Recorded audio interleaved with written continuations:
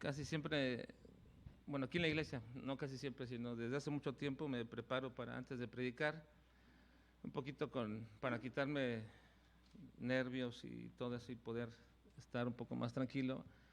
Cantamos un canto congregacional y siempre dirijo este primer canto antes de la predicación.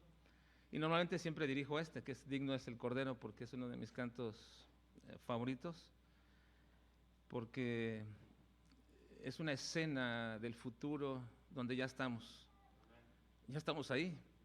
Juan estaba viendo una escena del futuro y en ella veía millones y millones de personas de toda tribu, de toda lengua, de todas naciones, que entonaban, que proclamaban la dignidad del Cordero. Y en esa escena del futuro, en la eternidad, por así llamar la eternidad futura, ya estamos ahí. ¿Usted no estaba? Yo sí, porque si ya somos y hemos sido redimidos por el Cordero, pues entonces Juan nos vio ahí en aquella escena del futuro, cantando. Así que me transporto un poquito en esa eternidad y pienso, si ya estamos ahí, sentados en los lugares celestiales con Cristo Jesús, entonces estamos cantando y entonando, digno es el Cordero. Hermanos, en esta noche quiero compartir con ustedes una de los temas en cuanto a una de las características de Dios, que es la soberanía. Ahora, yo no considero personalmente, puede ser que alguien así lo considere, pero yo personalmente no considero que la soberanía de Dios sea una perfección. Yo considero que la soberanía de Dios es la expresión de todas las perfecciones de Dios.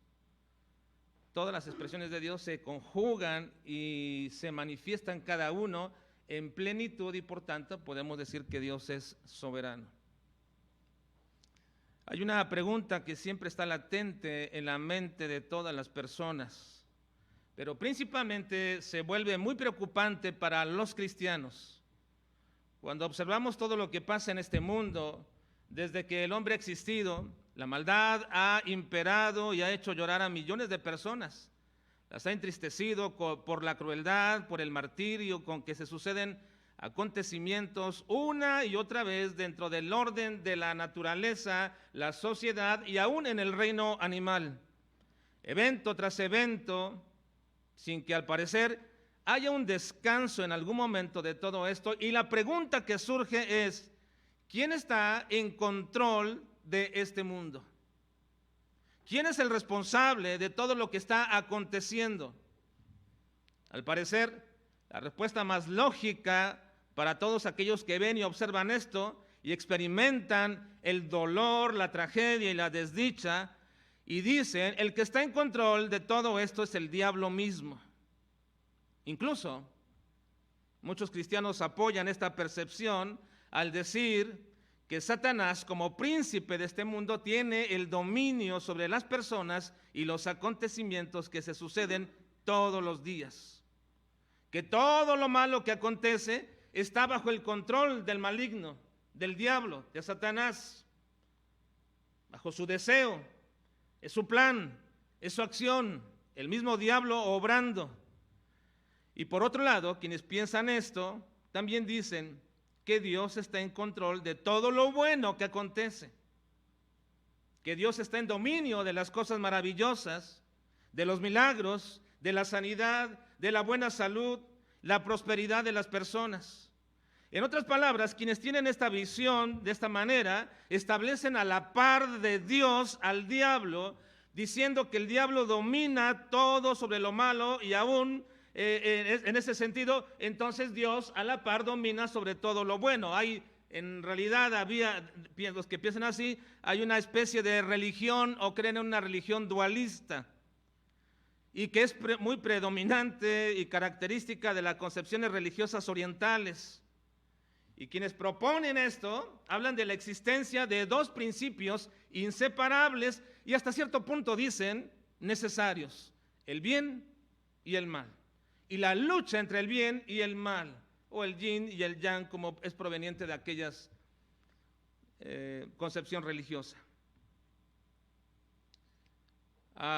Semejante a esto, dentro del cristianismo surgió una herejía en el siglo III, llamado el maniqueísmo. Y eso es una doctrina herética donde establece que hay dos principios reguladores en este mundo y que siempre están peleando entre sí el uno contra el otro. Si bien, dicen, el bien está personificado en Dios y el mal está personificado en el diablo. Y esa percepción de ver los sucesos y los acontecimientos que pasan en nuestro mundo han penetrado de manera tan especial en la mente y en la visión de muchos cristianos, de pastores y de maestros en nuestras iglesias, y se puede saber que así es, que han penetrado y han llegado a la mente y han adquirido esta visión como una doctrina, una teología en sí mismos, cuando afirman y sostienen como una verdad, una declaración muy sencilla y hasta inocente, podríamos decir, cuando dicen: Satanás es el enemigo de Dios.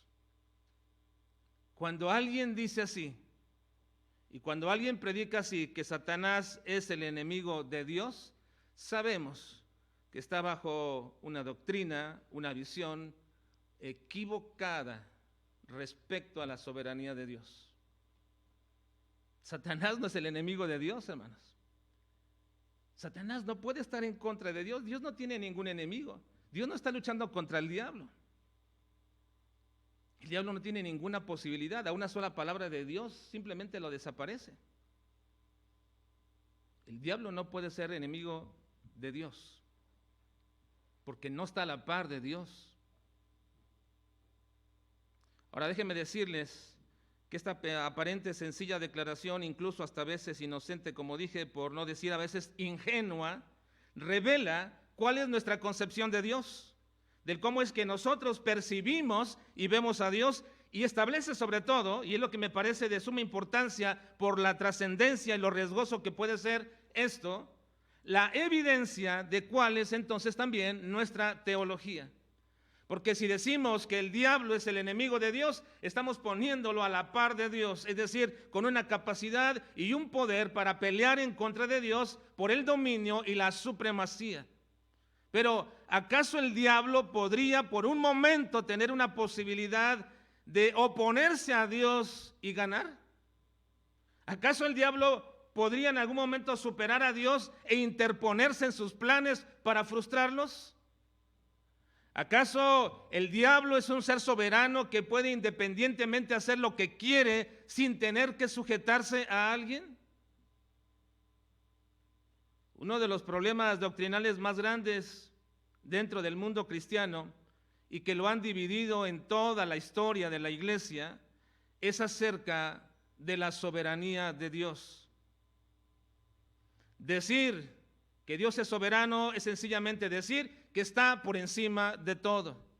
Así que cuando decimos que Dios es soberano, estamos hablando de su aseidad, es decir, la autoexistencia de Dios. La autoexistencia de Dios es posible porque Dios es soberano. Cuando decimos que Dios es soberano, estamos hablando de su unicidad, es decir, no hay otro como Dios, Él es único e irrepetible. No puede existir otro Dios porque entonces nuestro Dios ya no sería soberano. Cuando hablamos de la soberanía de Dios, estamos hablando de su perseidad, es decir, la necesidad de su propia naturaleza de ser como Él es.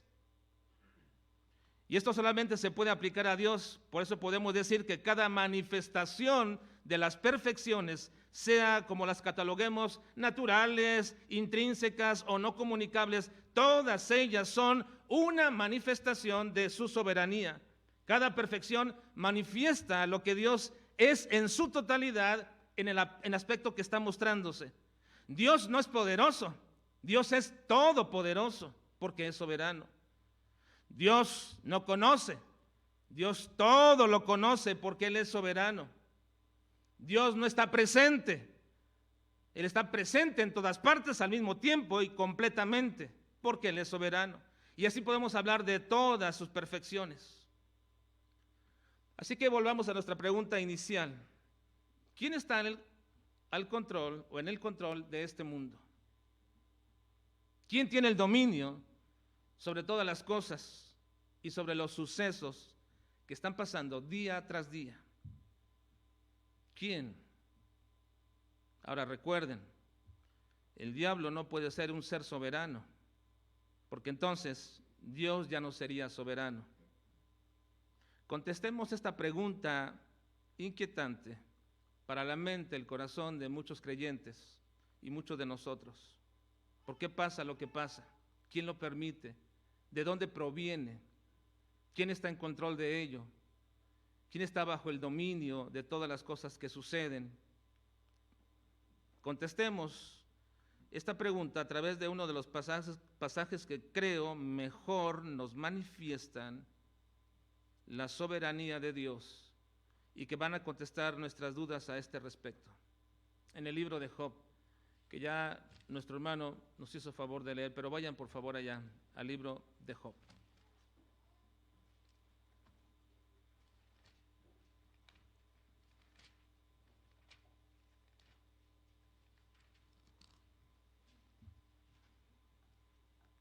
No vamos a ver todo el libro, porque obviamente es muy largo, pero yo creo que el libro de Job es uno de los libros, junto con Daniel, que mayor presentan de manera más explícita la soberanía de Dios. No vamos a ver todo el libro, ni siquiera vamos a ver uno de los capítulos, es muy amplio su estudio, y creo que a veces nosotros abordamos el estudio del libro de Job, si no de una manera equivocada, sí de una manera muy simple. El libro de Job no se trata de Job, aun cuando lleve este nombre. En realidad, como toda la Biblia, trata de Dios. Toda la Biblia trata de Dios. No hay libros para enseñarnos cómo mejorar nuestro matrimonio, nuestra familia, cómo ser mejores ciudadanos. No, no hay tal cosa. Toda la Escritura tiene el propósito de revelarnos cómo es Dios. El tema principal siempre es Dios y lo que Él hace, y lo que Él desea, y lo que Él aprueba, y lo que Él desaprueba. Si no perdemos la perspectiva cada vez que estudiamos, siempre estaremos enseñando acerca de Dios. Así que esta historia de Job fue registrada y fue cuidada hasta nuestros días para enseñarnos una gran verdad que debemos no solamente creer, sino apropiarla como una firme convicción que hará descansar nuestras vidas. Dios es soberano. Veamos entonces cómo es que Job se prueba la soberanía de Dios. Y voy a omitir, por supuesto, partes de la historia que ustedes ya conocen, para enfocarme solamente en tres pasajes de toda la historia que nos van a ayudar en nuestro tema. Cuando hablamos de la soberanía, estamos hablando del dominio que se tiene sobre cualquier cosa, naturaleza, reino animal, los humanos, las circunstancias, todo, el dominio sobre ello. Así que quiero que vean conmigo tres pasajes que nos van a manifestar tres manifestaciones de la soberanía de Dios. Versículos 6 al 12. Capítulo 1, 6 al 12. ¿Lo tienen?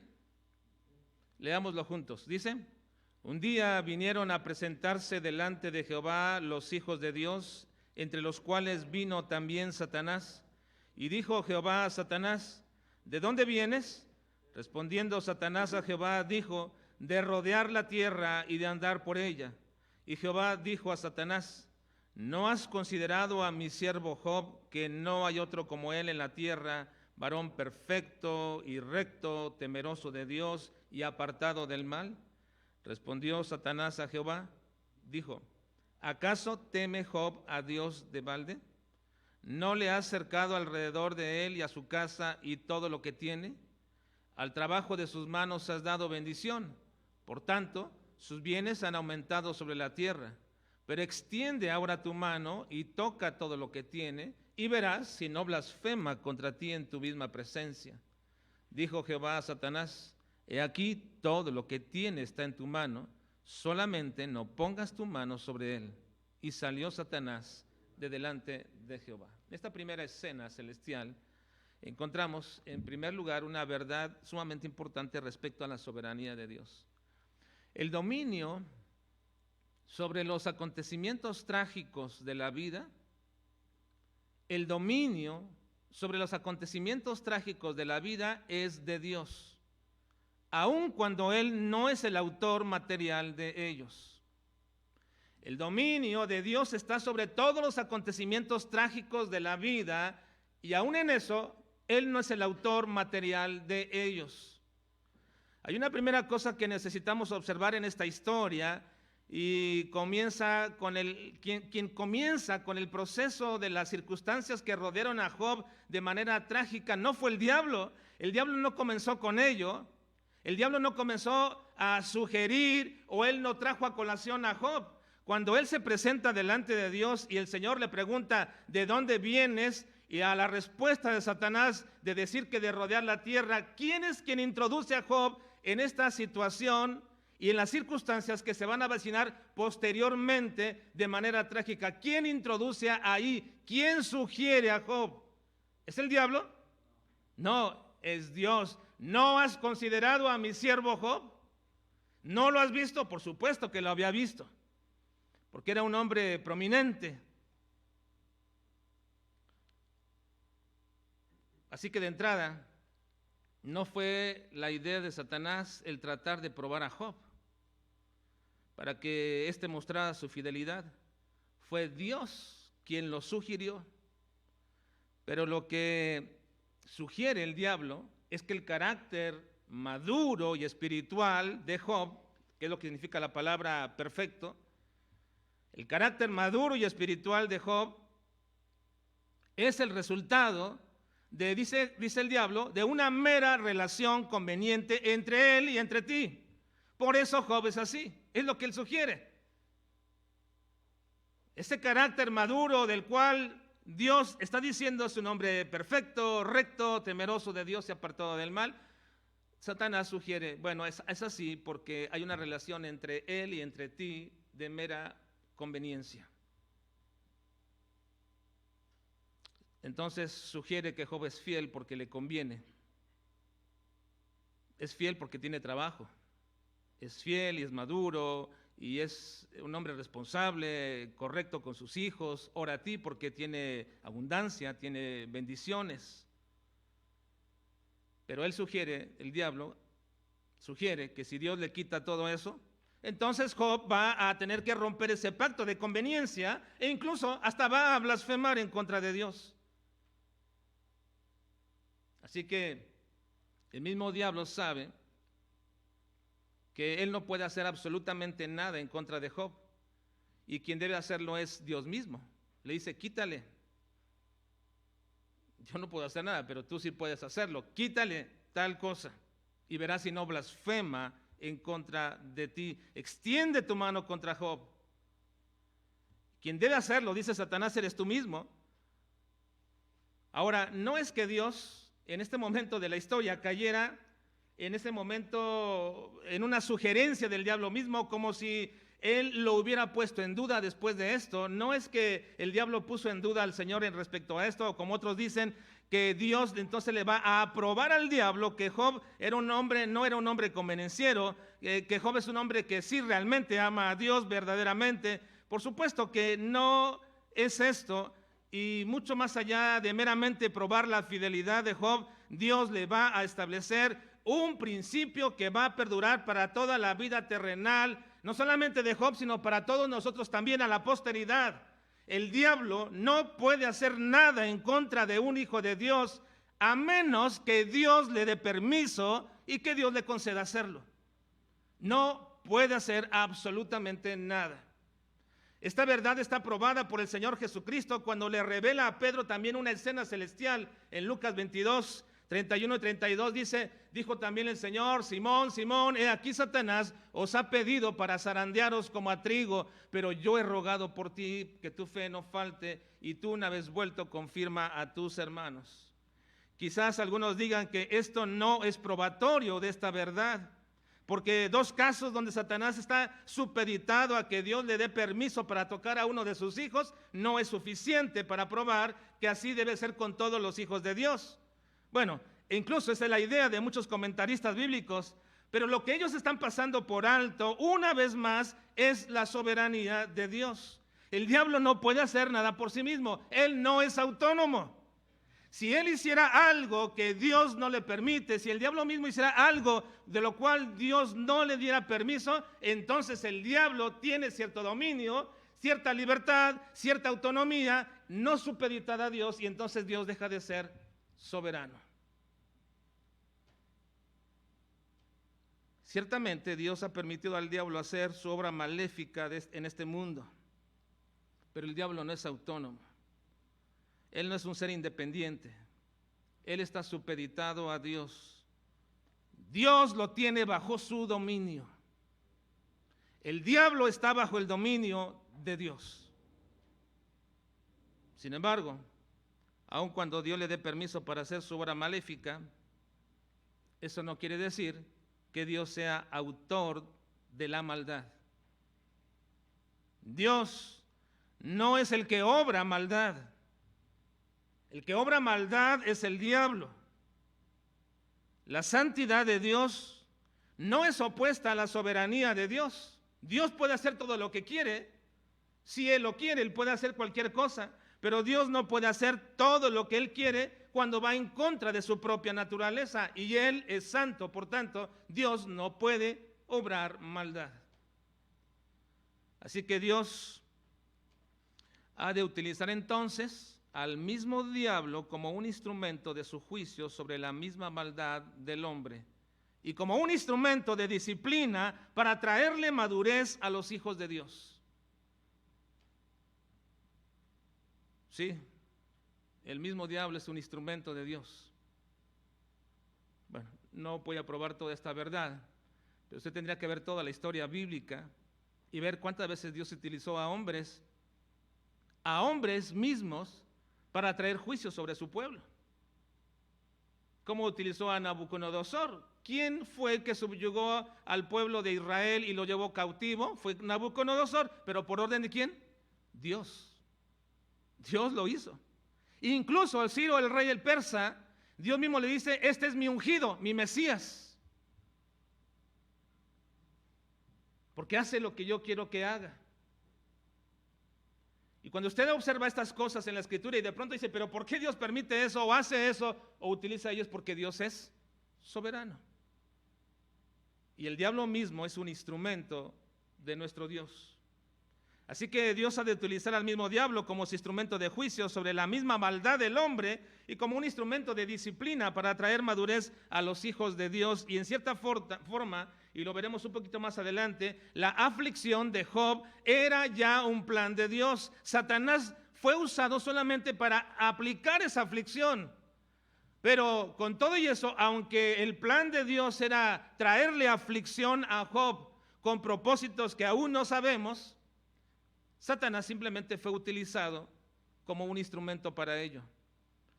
Y esto no hace a Dios el autor material de dicha aflicción. Ahora, Job mismo reconoce esta verdad teológica. Job mismo lo reconoce y sabe que lo que le está aconteciendo es una manifestación única y solamente de la soberanía de Dios. Vean el versículo 21 y 22. Y dijo: desnudo salí del vientre de mi madre y desnudo volveré allá. Jehová dio, lee conmigo, ¿y qué?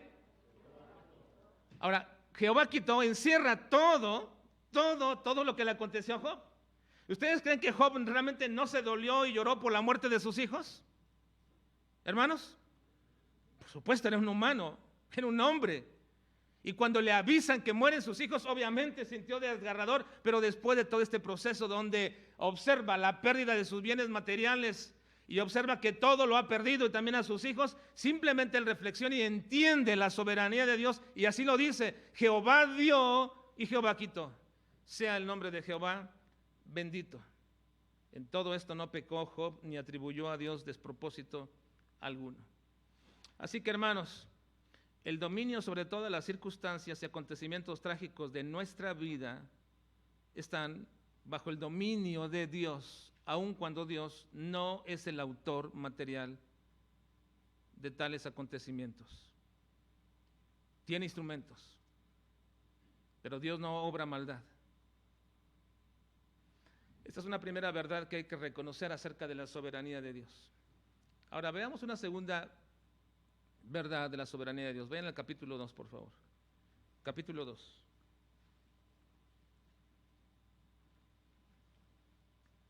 Versículos 1 al 7. Aconteció que otro día vinieron los hijos de Dios para presentarse delante de Jehová, y Satanás vino también entre ellos presentándose delante de Jehová. Y dijo Jehová a Satanás: ¿de dónde vienes? Respondió Satanás a Jehová y dijo: de rodear la tierra y de andar por ella. Y Jehová dijo a Satanás: ¿no has considerado a mi siervo Job, que no hay otro como él en la tierra, varón perfecto y recto, temeroso de Dios y apartado del mal, y que todavía retiene su integridad, aun cuando tú me incitaste contra él para que lo arruinara sin causa? Respondiendo Satanás dijo a Jehová: piel por piel, todo lo que el hombre tiene dará por su vida. Pero extiende ahora tu mano y toca su hueso y su carne, y verás si no blasfema contra ti en tu misma presencia. Y Jehová dijo a Satanás: he aquí, él está en tu mano, mas guarda su vida. Una segunda verdad que tenemos que reconocer respecto a la soberanía de Dios es que Dios tiene el dominio sobre las condiciones de nuestro cuerpo, aun cuando Él no es el autor material de las enfermedades, ni de las limitaciones del cuerpo humano, ni de la muerte misma. Dios tiene el dominio sobre el cuerpo humano. Y quizás esta sea una de las circunstancias que más continuamente aqueja nuestro corazón. Los sentimientos y los pensamientos de los hijos de Dios se sobrecargan cuando alguien de nosotros o nosotros mismos se nos diagnostican enfermedades incurables o crónicas, cuando le dicen a un familiar nuestro que tiene una enfermedad que lo está matando y que le quedan poco tiempo de vida, cuando personas muy cercanas a nosotros, muy queridas, de manera repentina mueren por alguna enfermedad. De inmediato pensamos que pudimos haber hecho algo más para evitarlo, que pudimos apresurarnos, que pudimos haber hecho un esfuerzo, que pudimos haber ido con mejores médicos, que le pudimos dar un mejor tratamiento a tales personas, a tales familiares, etcétera. Siempre pensamos y nos lacera nuestra mente y nuestro corazón estos pensamientos, que algo pudimos hacer más. De inmediato nos gobierna la frustración e incluso la amargura, y buscamos culpables y reclamamos hasta incluso a Dios. Ahora, esta parte de la historia de Job contiene algunos detalles que para la mente de un hijo de Dios que estudia la palabra de Dios son inquietantes. Primero, nos preguntamos: ¿qué necesidad tenía una vez más Dios de preguntarle a Satanás sobre Job? Ya estaba arruinado. ¿Por qué le vuelve otra vez a sugerir Dios? ¿No era suficiente? ¿No era suficiente prueba para Job lo que le había pasado ya? ¿Por qué vuelve a sugerir Dios? ¿Por qué vuelve a poner Dios a Job una vez más en la plática? ¿Ya no era suficiente lo que le había pasado para que pudiera entender el diablo mismo cuál era el carácter de Job? ¿O bien no era suficiente para que Dios tuviera que probar nada más al diablo ya? Pero miren, más inquietante que esto es el hecho que cuando Dios le pregunta al diablo, el Señor dice una frase muy intrigante que podría echar por tierra para algunos la soberanía de Dios. Él dice: y que aún retiene su integridad, aun cuando tú me incitaste contra él para que lo arruinara sin causa. Esta es una frase muy compleja, muy difícil de digerir para aquellos que creemos férreamente en la soberanía de Dios. ¿Cómo es esto? ¿Dios está aceptando que él puede ser coaccionado para hacer algo que no quiere? Es un texto difícil de explicar, por supuesto. Sin embargo, y sin tratar de defender o de reexplicar lo que Dios quiso decir, porque no quiere decir, bueno, lo que Dios quiso decir fue esto. No, lo que Dios quiso decir fue lo que dijo. Esas son palabras de Dios. Cuando dice que Satanás lo indujo a arruinarlo sin causa, no está hablando de una sumisión a un deseo o intención de Satanás. Mucho menos está hablando de una sujeción inconsciente a su voluntad, que de pronto lo tomó el diablo desprevenido y dijo, bueno, está bien, para probarte que así es, de ninguna manera.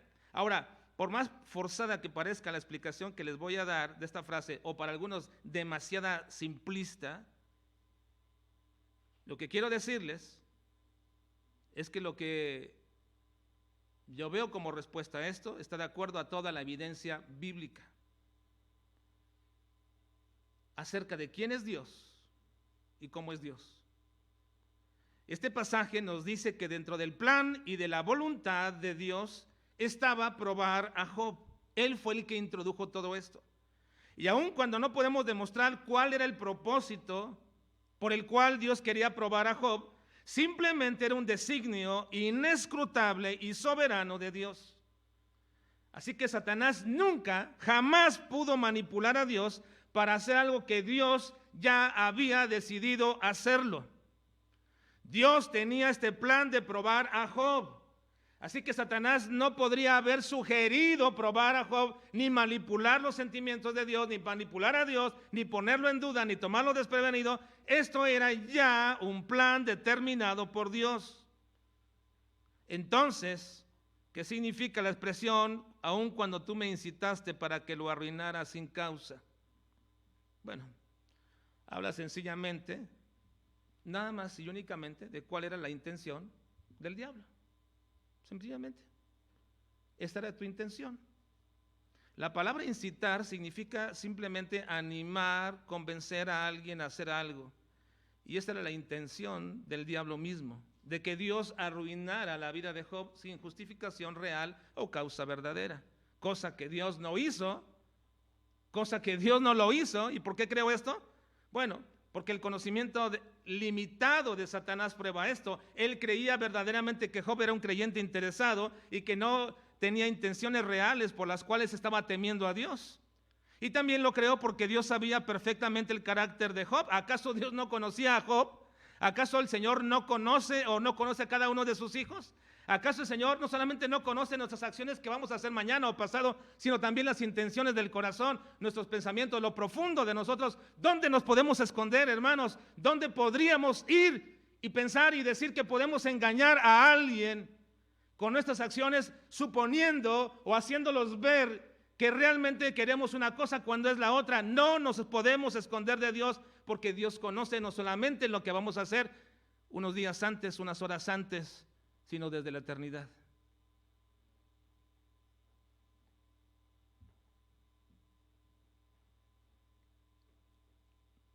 Porque Dios no va a esperar que tú hagas algunas cosas entonces para saber, esto es lo que iba a hacer. Entonces Dios no es omnisciente.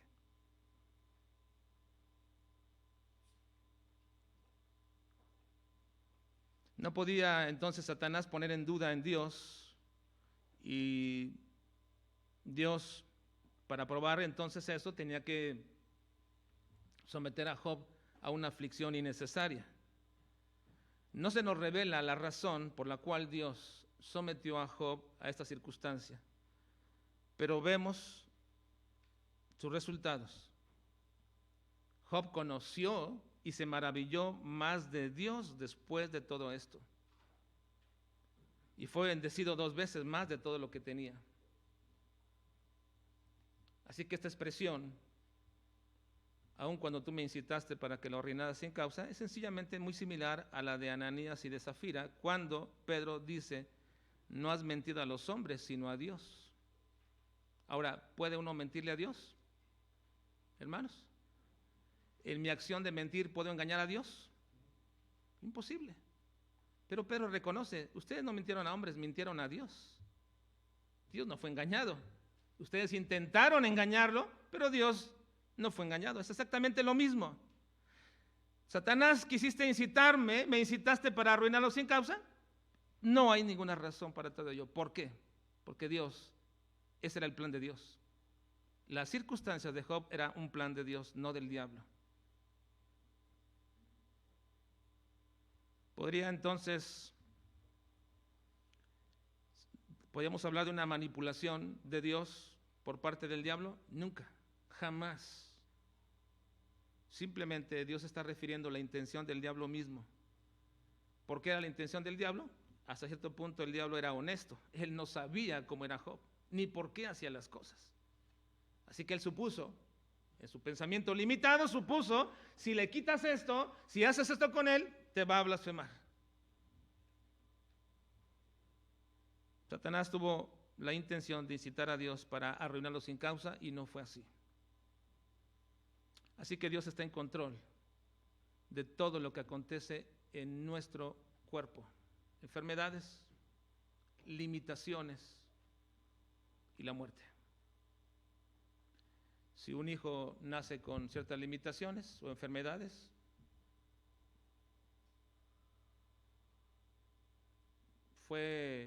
podemos traducir nosotros, fue un problema, una culpa, una médica, una negligencia médica, lo podemos llamar así. Pero ¿quién está en control de eso? Es Dios. Dios está en dominio de todo eso. Si un hijo no nace, Dios está en dominio de eso. Si uno de mis hijos muere a temprana edad, Dios está en dominio de esas cosas. Si yo muero prontamente, Dios está en dominio de todo ello. Dios está en el dominio de toda nuestra vida, total y completamente. Y este cuerpo está bajo el dominio de Dios. Ahora, culminemos. Obviamente me voy a brincar todo el libro de Job, porque nuestro estudio de Job para hablar de la soberanía de Dios debería de ser todo un año, obviamente, capítulo tras capítulo, pero vayamos al final del libro de Job, capítulo 42.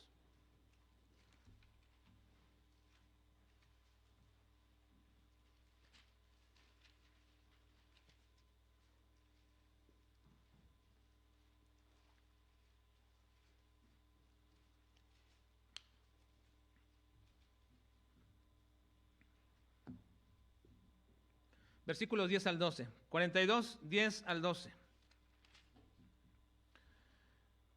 Leámoslo juntos, por favor, hermanos. Ayúdenme a leer todos. Leamos. Dice: y quitó Jehová la aflicción de Job cuando él hubo orado por sus amigos, y aumentó al doble todas las cosas que habían sido de Job.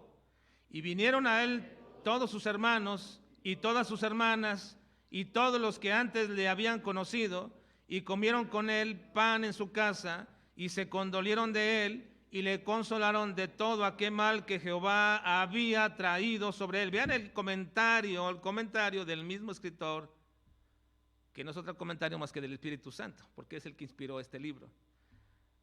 Y le consolaron de todo aquel mal que Jehová había traído sobre él.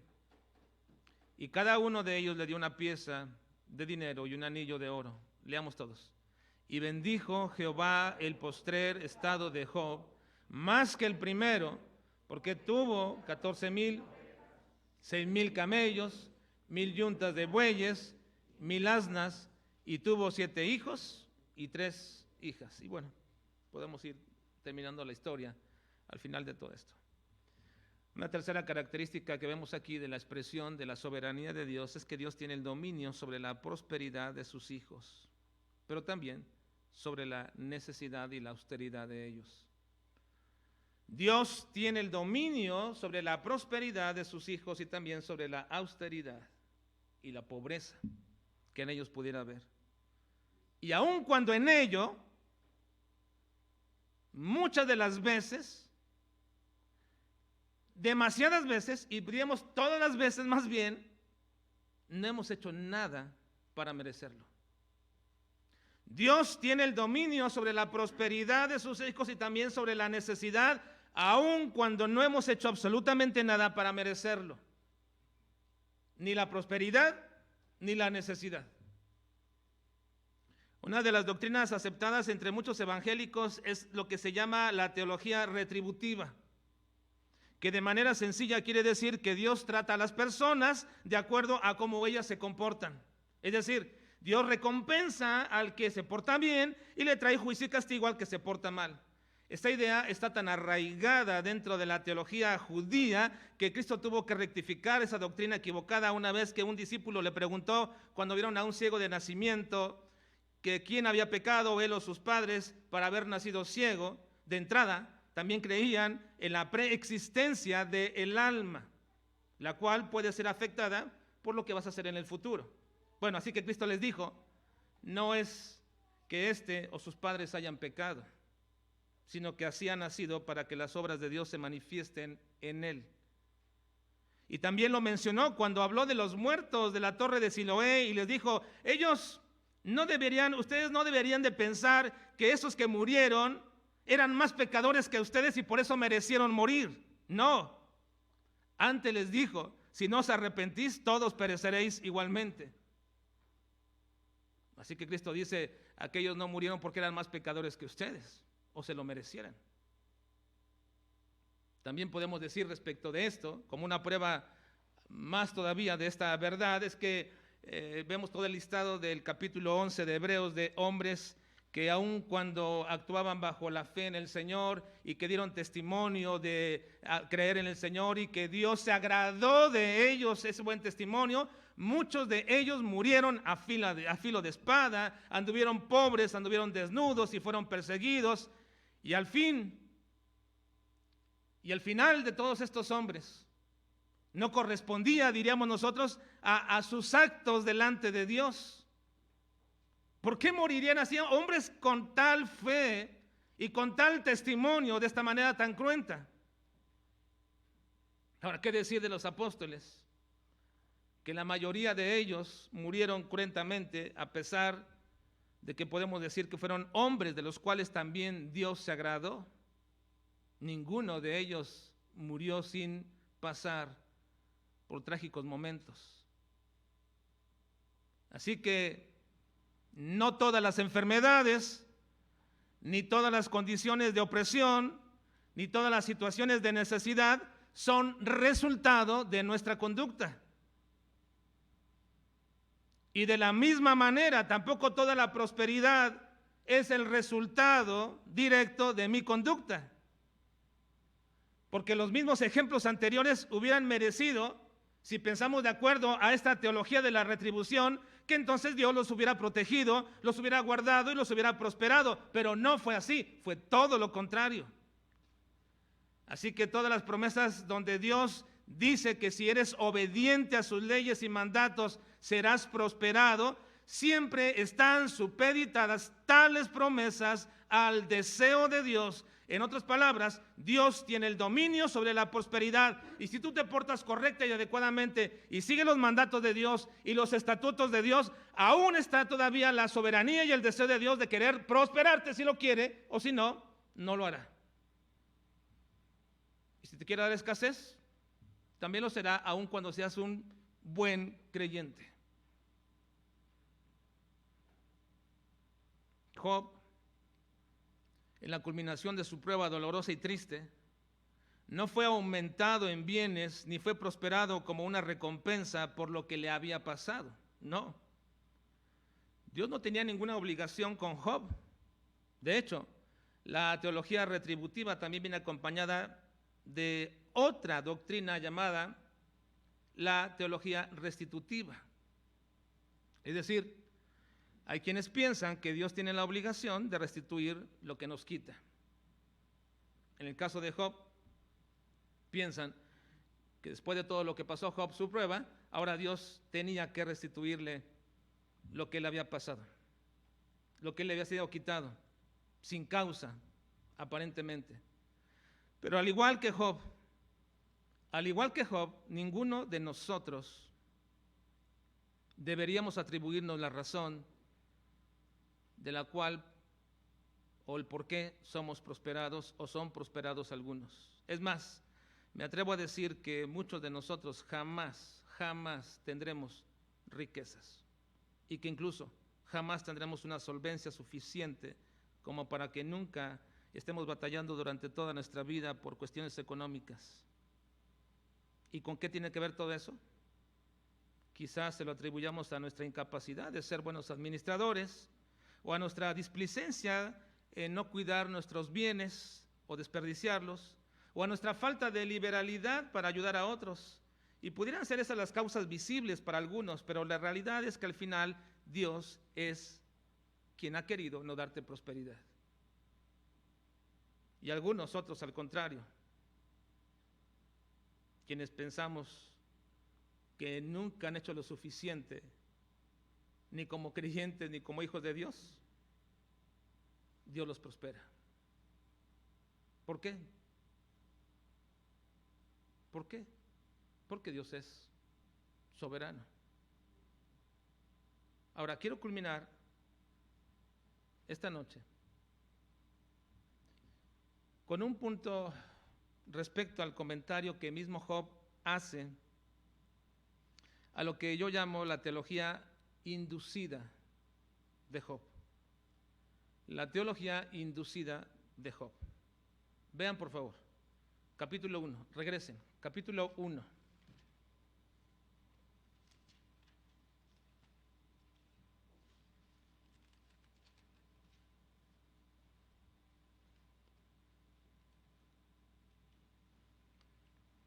Versículo 21.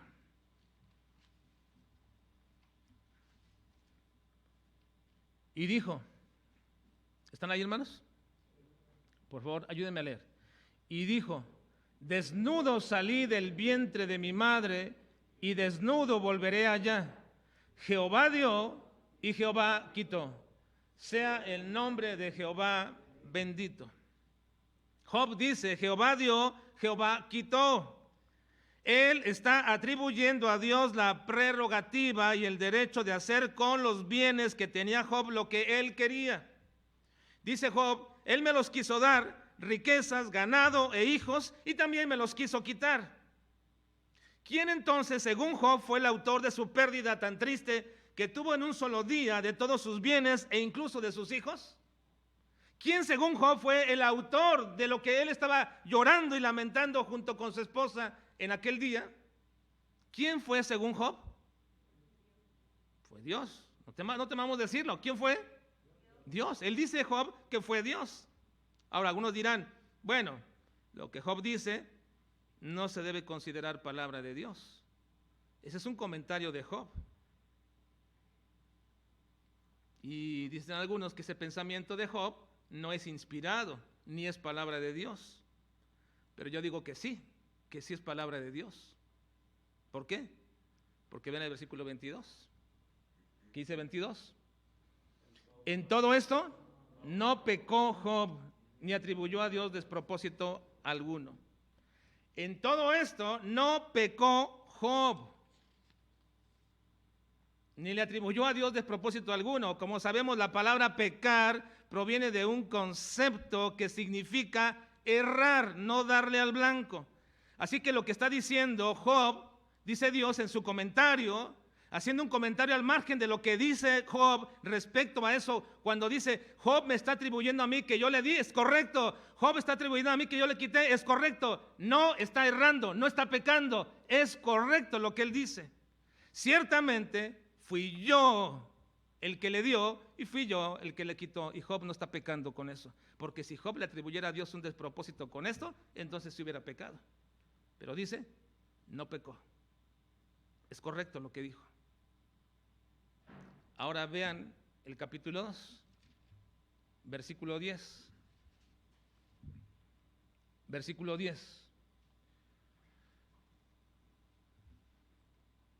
Después de que la mujer no entiende la soberanía de Dios, ni comprende la mujer de Job, vean respecto de esto. Versículo 10, leamos. Y él le dijo, como suele hablar cualquiera de las mujeres fatuas, has hablado, ¿qué? ¿Recibiremos de Dios el bien y el mal no lo recibiremos? En todo esto no pecó Job con sus labios. Una vez más, Job entiende que Dios es quien está en control y en dominio de todo lo que está aconteciendo. Y una vez más el comentario a estas palabras de Job es que Job no pecó con sus labios, es decir, no estaba errado en lo que dijo. Y aquí habría que matizar bien la idea de que Dios no es autor del pecado ni de la maldad. Hay una diferencia entre el mal y la maldad. Sin embargo, esta tampoco está fuera del control del Señor. Decir que Dios en última instancia es el autor de la maldad es muy atrevido. Cuando Job dice que Dios envía el mal, está hablando de las circunstancias que lo están rodeando y no de las intenciones que se califican como maldad.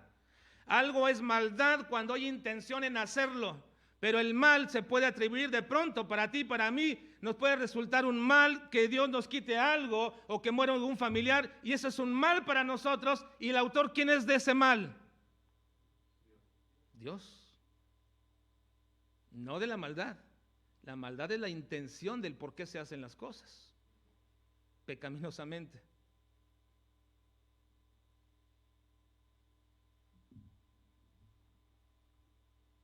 El mal tiene un propósito, hermanos, y es un instrumento de juicio de parte de Dios. Es hacernos reconocer nuestra condición y es atraernos hacia Él. Job no estaba equivocado del origen del mal que le ha venido a él.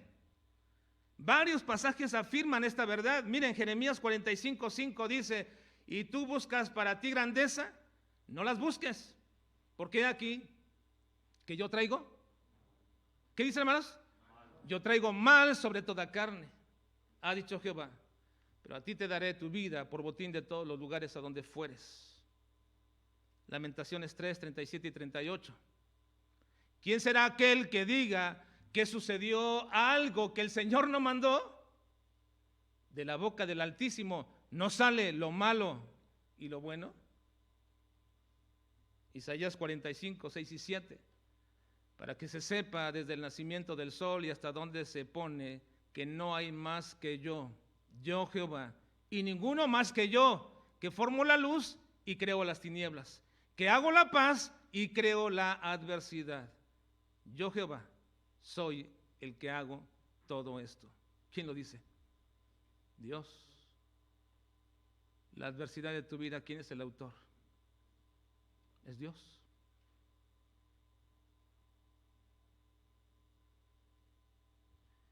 El reconocimiento que Job, o el conocimiento que Job tenía acerca de Dios, donde él dice acerca de esto: si Jehová me dio, Él es soberano porque también me lo quita.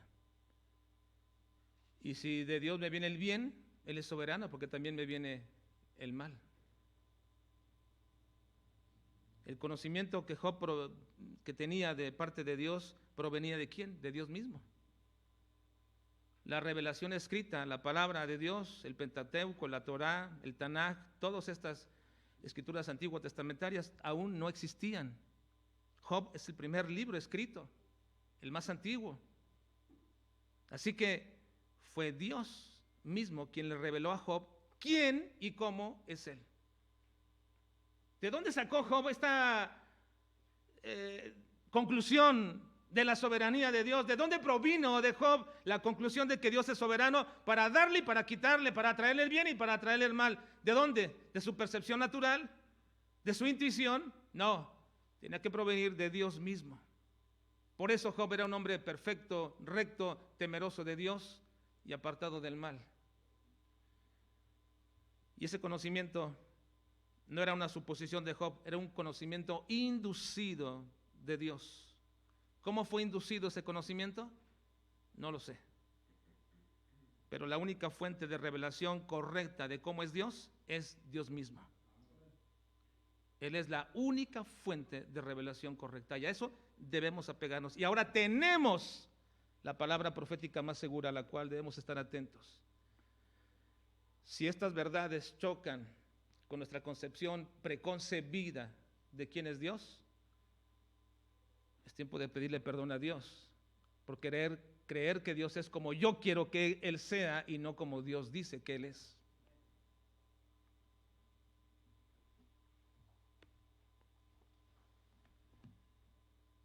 Así que el conocimiento de Job de un Dios soberano fue lo que lo hizo actuar como actuó bajo las circunstancias en las cuales se encontró. ¿Por qué Job podía actuar de esta forma? Por el conocimiento que tenía de Dios. El conocimiento de Dios es teología. No, la teología no es una academia, no es una faceta de estudio, ni es una nomenclatura de una universidad. La teología es el conocimiento de Dios. No le temamos a la teología. Quien dice que predicamos teología en lugar de cosas prácticas, pues está errado. Si tú predicas la Biblia, predicas teología y tienes que predicarla. ¿Es entonces la teología normativa de nuestra vida? Sí, es normativa de nuestra vida. Y por eso decimos que somos lo que pensamos de Dios. Cree y entiende y acepta la soberanía de Dios y entonces descansarás verdaderamente tu alma. Estamos en las manos de un Dios soberano. Y qué bueno, porque si estoy en mis propias manos y mis pensamientos y mis deseos o en manos de alguien más, qué terrible, pero estoy en las manos de un Dios soberano. Porque mis propios pensamientos y deseos y manos me van a llevar siempre a la ruina, aquí en la tierra y en la eternidad. Gracias a Dios por nuestro Dios soberano. En Él descansa mi alma. Y en los tiempos de tribulación y angustia que han acontecido en mi vida, he aprendido a descansar en el Dios soberano. Él es descanso. Y cada día que lo conozco más, mejor descanso. Vamos a orar.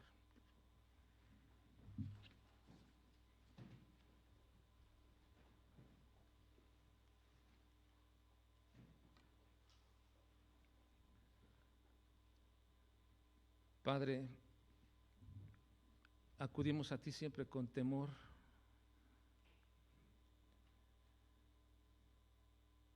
porque siendo tan indignos,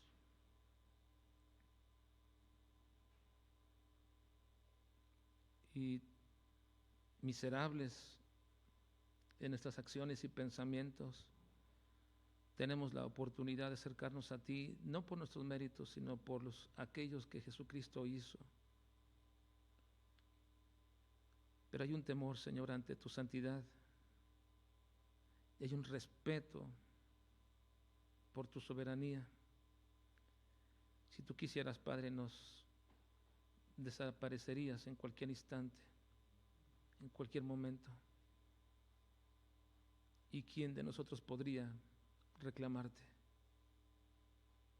¿Quién de nosotros podría objetar lo que tú haces? Pero si hasta ahora nos tienes aquí, Señor, es porque hay un plan y propósitos específicos en nuestra vida y estamos tan agradecidos que nos tomes de esta forma en cuenta, Señor. Ayúdanos a ver a través de tu palabra y al conocerte a ti, hacia dónde nos quieres dirigir, Señor, hacia dónde nos llevas y qué deseas de nosotros. Ayúdanos, Padre. Te lo ruego en el nombre de Jesucristo. Amén.